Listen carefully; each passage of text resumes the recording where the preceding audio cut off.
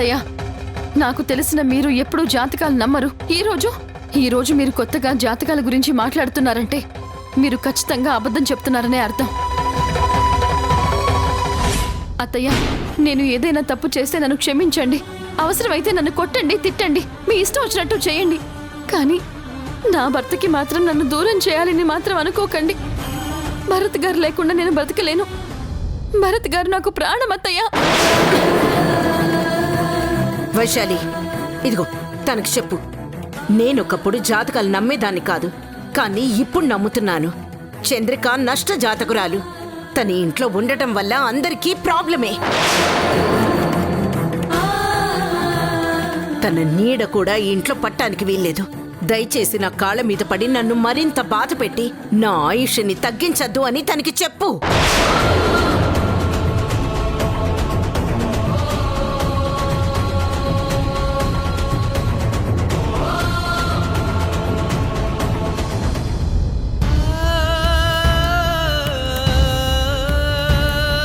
నన్ను క్షమించు చంద్రిక. ఇలా మాట్లాడితే నీ కోపం వస్తుంది. నీకు నా మీద, ఈ ఇంటి మీద కోపం రావాలి, నువ్వు దూరం అవ్వాలి. ఇంతకు మించి నాకు వేరే మార్గం లేదు. నన్ను క్షమించు చంద్రిక, క్షమించు.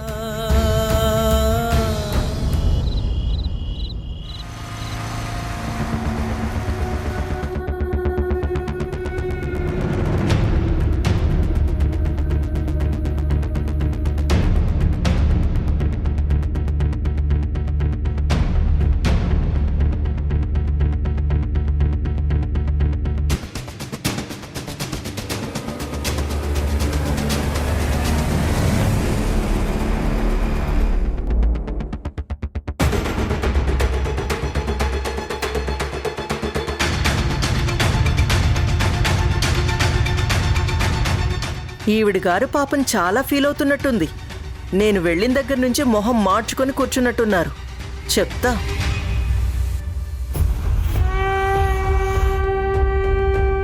అత్తయ్య గారు, ఇవిగోండి అత్తయ్య గారు, మీరు చెప్పినట్టే అలా బయటికెళ్ళి షాపింగ్ అది చేసొచ్చాం. ఇదిగో ఇవన్నీ తీసుకొచ్చాను. ఇదిగో చూడండి, మీకోసం కూడా షాపింగ్ చేశాను. ఇవన్నీ ఎక్కడ పెట్టమంటారు?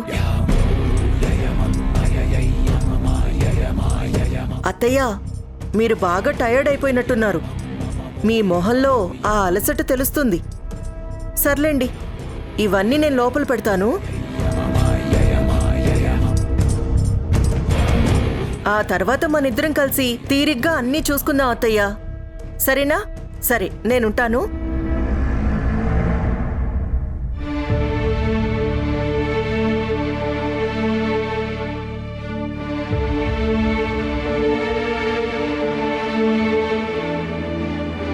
అమ్మా, నువ్వు చెప్పినట్టే తనని బయటికి తీసుకెళ్ళాను. నీ మాట నిలబెట్టుకున్నాను. కానీ చంద్రికకి ఇచ్చిన మాటను నేను నిలబెట్టుకోలేకపోయాను. నేను చంద్రికని పాపని తీసుకెళ్తానని తనకెంతో ఆశ పెట్టాను. పాపం నిజంగానే తను రెడీ అయిపోయింది. కానీ తనకి ఒక్క మాట కూడా చెప్పకుండా నేను రుద్రాణితో బయటికి వెళ్లాల్సి వచ్చింది. ఆ క్షణంలో నేను వెళ్ళనమ్మా అని నేను నీతో అనొచ్చు. కానీ ఆ మాట అంటే నువ్వెక్కడ బాధపడతావో అన్న ఒకే ఒక్క ఉద్దేశంతో నాకు ఇష్టం లేకపోయినా నేను రుద్రాణితో పాటు బయటికి వెళ్ళాను. చూడమ్మా, నాకొకటైతే అర్థమైంది. నీ మనసులో చంద్రిక మీద ఏదో కోపం ఉంది. అది నువ్వు బయట పెట్టట్లేదు.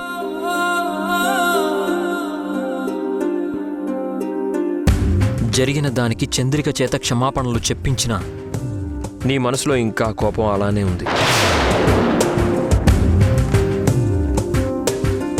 అందుకే నువ్వు కావాలని ఇదంతా చేస్తున్నావు.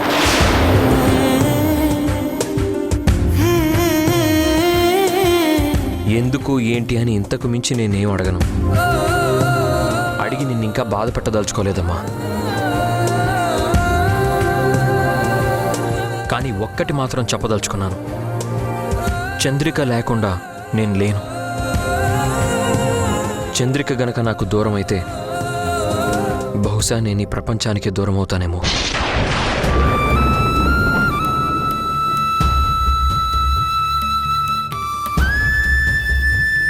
మేమిద్దరం కలిసి ఉంటేనే నీ కళ్ళ ముందు కనిపిస్తామమ్మా. మా ఇద్దరిలో ఎవరికి దూరమైనా ఇద్దరం ఈ ప్రపంచానికి దూరం అవుతాం.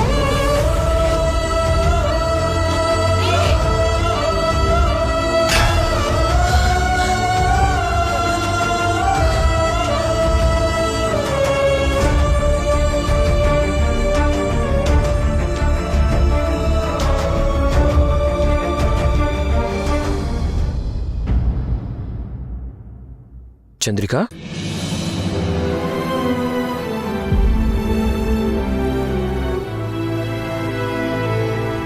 ఏంటి చంద్రిక, ఎందుకలా ఉన్నావు?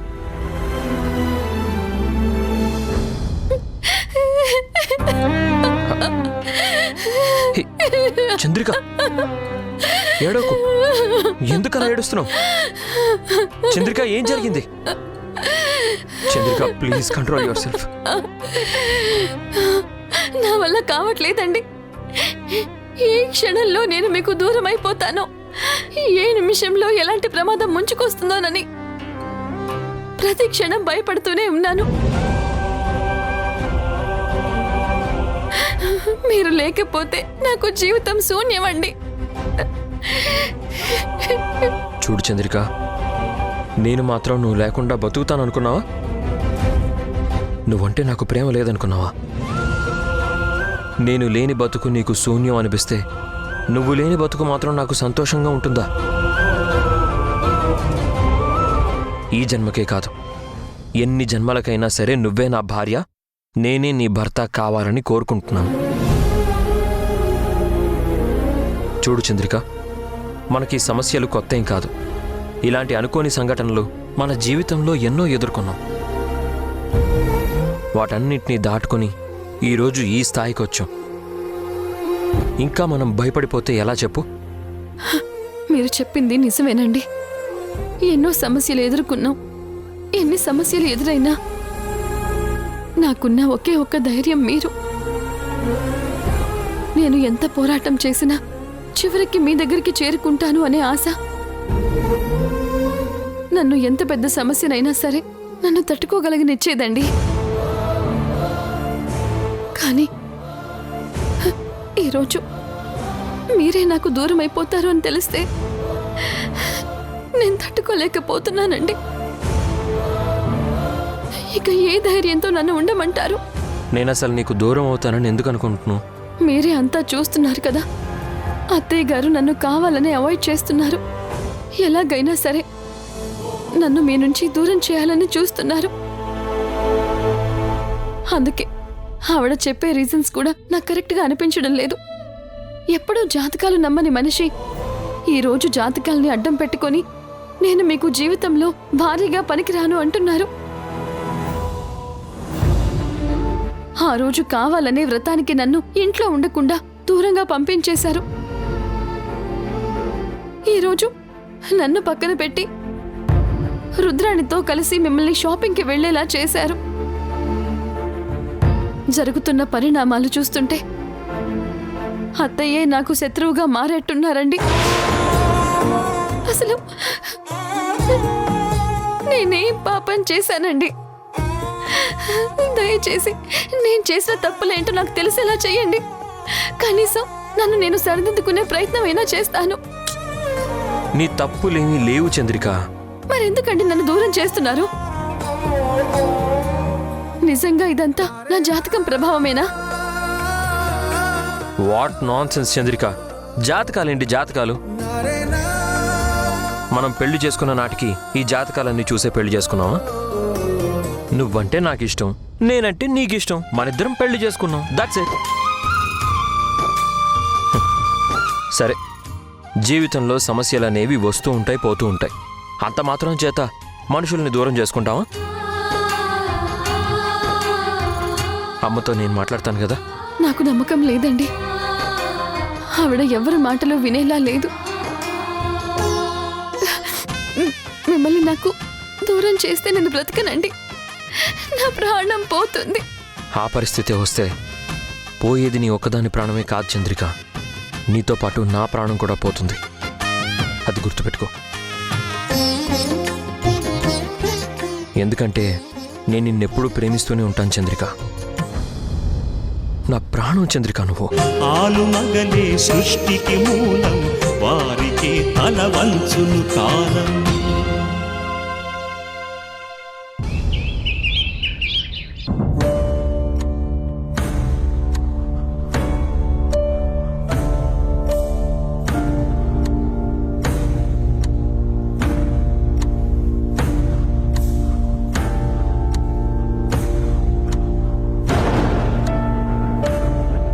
ఆంటీ, కాఫీ తీసుకోండి.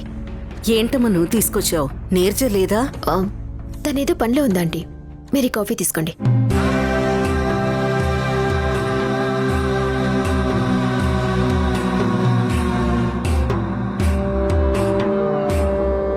చంద్రకి నిద్ర లేచిందా?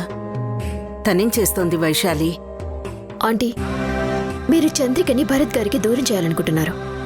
ఈ రోజు కాకపోతే రేపైనా సరే మీరు అనుకున్నది సాధించడం కోసం మీ ప్రయత్నాలు మీరు చేస్తూనే ఉన్నారు. ఏదో ఒక రోజు చంద్రిక ఇంట్లో నుంచి బయటికి వెళ్ళిపోతుంది. మీకు కావాల్సింది కూడా అదే. అలా వెళ్ళిపోయే మనిషి గురించి ఇప్పుడు మీరెందుకు అడుగుతున్నారు? తను వెళ్ళిపోవటం నాకు మాత్రం ఇష్టం అనుకున్నావా? పరిస్థితి ఏంటో నీకు తెలుసు కదా, అంతా నీకు చెప్పాను కదా. అంతా తెలుసు కాబట్టి మాట్లాడుతున్నానండి. మీరనుకున్నట్టు చంద్రిక భరత్లను విడదీయటం అంత ఈజీ అయిన పని కాదు. మీరు ఎన్ని ప్రయత్నాలు చేసినా సరే వాళ్ళిద్దరిని విడదీయటం మీ వల్ల కాదు. విడదీయాలి, తప్పదు.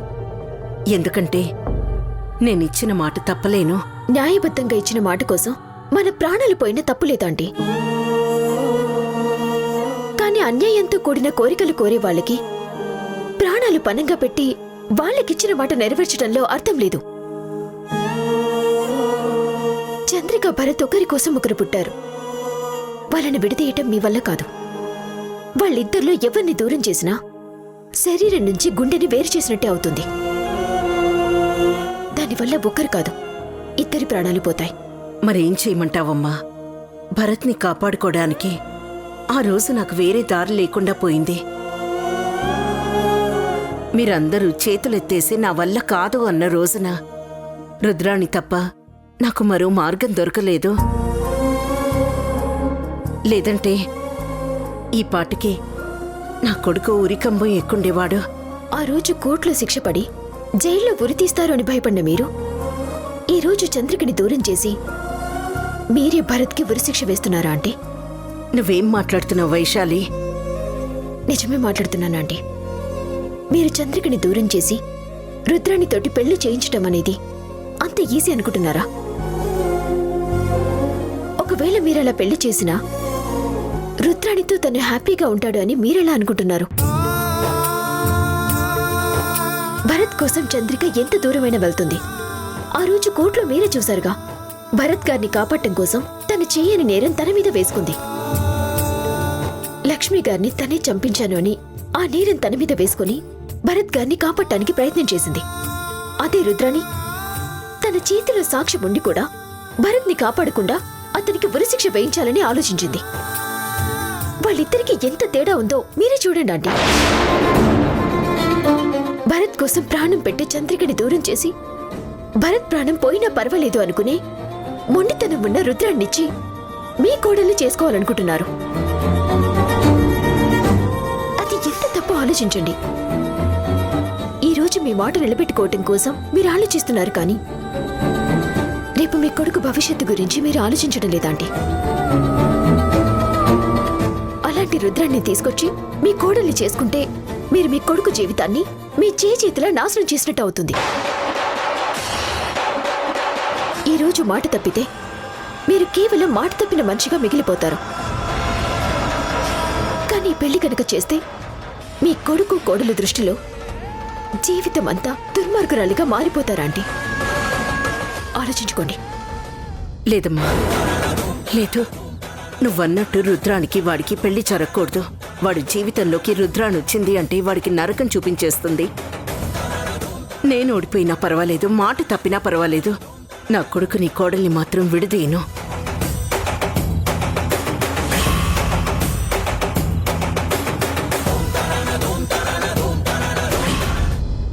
నీరజా, ఎంతసేపు నీరజా? తొందరగా తీసుకొని రా. నీరజా,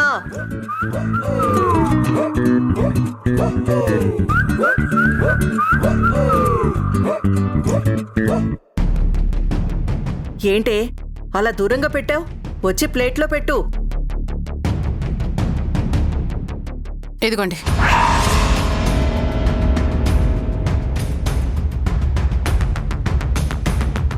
ఏమైందే? ఒళ్ళెలా ఉంది? ప్లేట్లో పెట్టమంటే విసిరేస్తావేంటి? ఆ, ఎందుకైనా మంచిది మేడం, మీకు కాస్త దూరంగా ఉండడం మంచిదని కాస్త డిస్టెన్స్ మెయింటైన్ చేస్తున్నాను. అందుకని కుక్కకి విసిరినట్టు అలా విసిరేస్తావా? అయ్యో, అంత మాట అనకండి మేడం. మీరు కుక్కేంటి?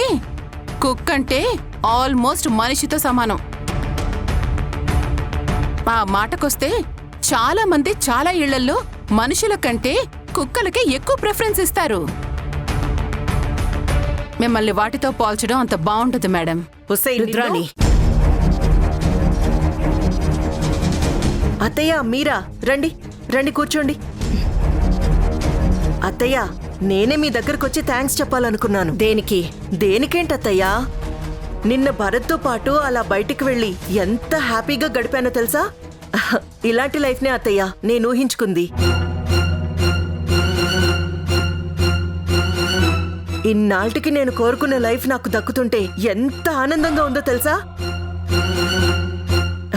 ఇదంతా మీ చలవే అత్తయ్యా, అందుకే మీకు థ్యాంక్స్ చెప్పాలి అనుకున్నాను. ఇదిగో ఈ లోపల మీరే వచ్చారు. చాలా థ్యాంక్స్ అత్తయ్యా, మీ ఆశీర్వాదం ఇలాగే ఉండాలి నాకు. చూడు రుద్రాణి, నువ్వు నాకు థ్యాంక్స్ చెప్తావేమో కానీ నేను మాత్రం నీకు సారీ చెప్పాలనుకుంటున్నాను.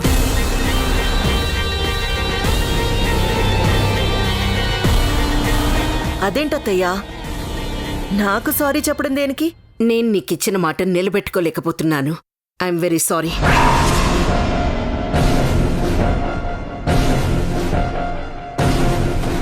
ఏంటత్తయ్యా, ఏంటి మాట మారుస్తున్నారు? చూడమ్మా, నా మాటలు నీ కోపం తెప్పించొచ్చు కానీ నేనేమీ చేయలేని పరిస్థితిలో ఉన్నాను. నా కొడుకు కోడల ఆనందం నాకు ముఖ్యం. నీకిచ్చిన మాట కోసం ఇప్పుడు వాళ్ళిద్దరిని విడదీసి ఆ పాపాన్ని నేను మూట కట్టుకోలేను. అంటే అంటే నాకిచ్చిన మాట తప్పుతారా? అవును, నాకంతకంటే వేరే మార్గం లేదు. నా జీవితంలో మొట్టమొదటిసారి ఇచ్చిన మాట తప్పాల్సిన పరిస్థితి వచ్చింది. దీనికి నువ్వు నన్ను తిట్టుకున్నా, ఆఖరికి కొట్టినా సరే నేనేం పెద్ద ఫీల్ అవ్వను. ఎందుకంటే తెలిసి తెలిసి ఒక పెద్ద పాపం చేయలేను. అంటే మీ అవసరం తీరిపోయిందని ఈ రోజు నాకు అన్యాయం చేయాలని చూస్తున్నారా? ఏంటమ్మా అన్యాయం? ఒక చక్కని జంటని విడిదేయాలనుకోవటం అన్యాయం. ప్రశాంతమైన వాళ్ళ జీవితాల్లో ఒక తుఫాను సృష్టించాలి అనుకోవడం అన్యాయం. కన్న తల్లినయ్యుండి నా కొడుకు జీవితాన్ని, నా కొడుకు కాపురాన్ని నాశనం చేయాలని చూస్తే అది అన్యాయం. అంతేగాని ఒక తప్పుడు మనిషి కోసం ఇచ్చిన మాట తప్పటం అన్యాయం కానే కాదు. నువ్వేమైనా అనుకో, నేను మాత్రం ఈ పని చేయలేను.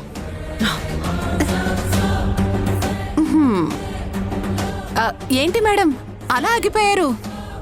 నేనైతే మరీ ఫ్రీగా దొరికాను కదా, ఎగబడి కొట్టేవాళ్ళు. మరి ఇప్పుడేం చేస్తారు?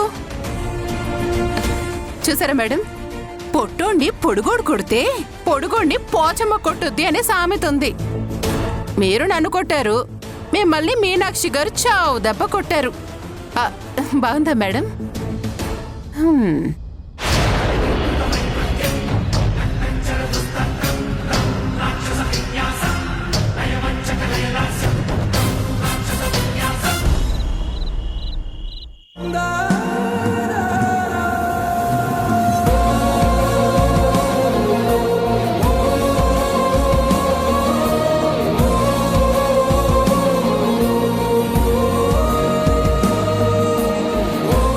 నువ్వెక్కడ సంతకం పెట్టమంటే అక్కడ పెడతాను.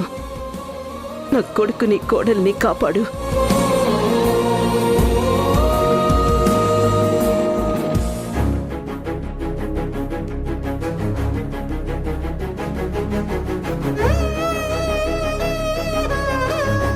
అక్క, ఇలాంటి పరిస్థితుల్లో నాకేం చేయాలో కూడా అర్థం కావట్లేదు. నాకు తెలియని ఒక ఊబిలో కూరుకుపోయాను. తెలిసి తెలిసి భరత్ చంద్రికల్ని విడదీయలేను. వాళ్ళ జీవితాల్ని నాశనం చేయలేను. రుద్రానికి ఇచ్చిన మాట తప్పి తన ముందు మాట తప్పిన మనిషిగా నిలబడలేను. ఎంత నచ్చ చెప్పినా రుద్రాణి నా మాట వింటం లేదక్క. ఇప్పుడు నేనేం చేయాలో నాకే అర్థం కావట్లేదు.